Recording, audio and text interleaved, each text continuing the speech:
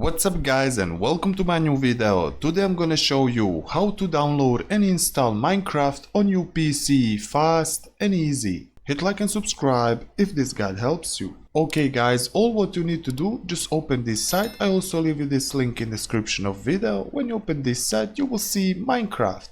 Scroll down and you will see all Minecraft edition. Click on classic Minecraft, dig deeper and you will see ready to pour cache. Click here get Minecraft. You will see here select version, deluxe collection or classic Minecraft. After that go to checkout. Just sign in with Microsoft. If you don't have account, sign up fast. You will see this loading. After that, new page will open and you will see your account like me. In section My Games, search Minecraft like me and click on Buy Now. Choose Minecraft and go to checkout. Choose your country and go confirm.